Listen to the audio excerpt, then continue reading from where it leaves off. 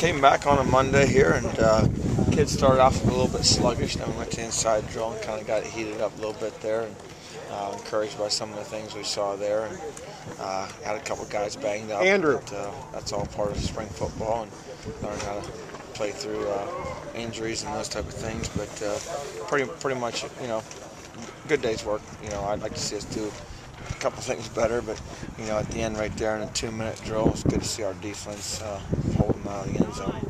Gave them a circumstance where they had offense had to score a touchdown, and defense had to hold them. It was encouraging for us to hold them on defense.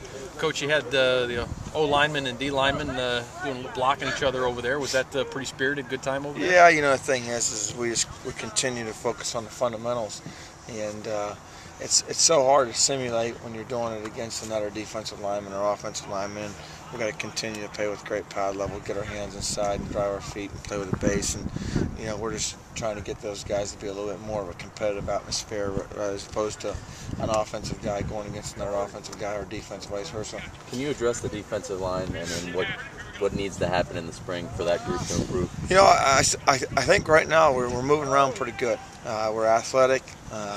We're able to get penetration, and I think that's why we've been so disruptive so far this spring. Other than a couple of plays, we've really been able to disrupt the offense, and that starts with penetration, and that's what we need those guys to do. But they've done a good job as far as in the off season preparing their body to get stronger. They're playing faster, they're playing stronger, playing with more confidence, and that's what we need. Plus, we got a little competition there too now. What about Boatwright? I heard MCL. Yeah, Boatwright, he went in there and he took some blood out of the knee today, and it's definitely MCL, potentially an ACL, so we'll know more about that probably in the next day or two, get him in there. But, he'll probably be out the way it looks right now, and, we just got to get him in there and get him fixed up and get him back on track. But that's part of the game, and, you just got to move on.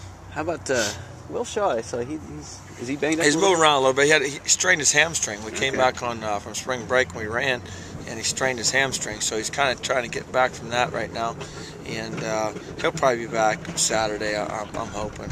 Okay. He did some things today and said it was still a little bit bothering him, but I expect him to be back on Saturday.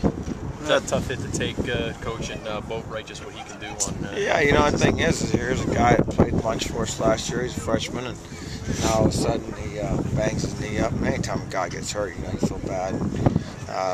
But you just next guy's got to step up. It's one thing in this game is you never know when your opportunity's going to come. Make sure you're prepared and step up. Coach, can you see a night and day difference in the offensive line just with the guys you brought in, the size, and them getting better every day? Right now, offensively, we haven't done the things we need to do up front yet, but I see a lot of potential there, and we got to get that out of them. Right now, I think our defensive line is getting after them guys pretty good and making it a more competitive atmosphere.